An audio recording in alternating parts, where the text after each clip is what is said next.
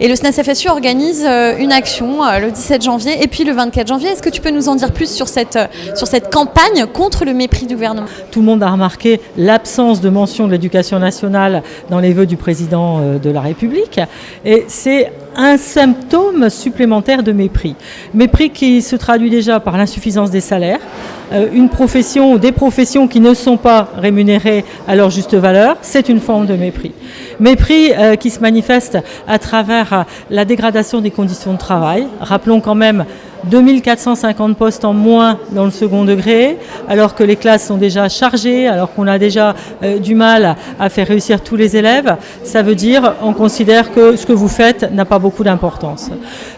Également, mépris au quotidien dans les établissements où on a de plus en plus de pression sur l'évaluation des élèves, sur les injonctions, sur des réunions obligatoires, sur un détournement de nos missions. Tout ça, les personnels en ont assez.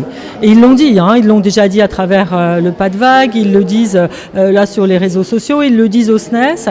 Et c'est pourquoi on a mis en place une grande campagne qui s'appelle Stop Mépris. Mépris sur les salaires, mépris de nos conditions de travail, stop aussi au mépris que manifestent les réformes. Alors ça se traduit comment ? Le 17 janvier, le SNES FSU a appelé à un arrêt de travail dans tous les établissements, mais en prenant l'heure d'information syndicale, parce que ça permet de ne pas évidemment pénaliser les collègues par le retrait d'une journée de salaire. C'est l'occasion de médiatiser, montrer la réalité de ce que nous vivons et de la façon dont nous travaillons. La lourdeur de la charge de travail, les conditions dans lesquelles nous exerçons, la réalité des effectifs des classes et tout ça.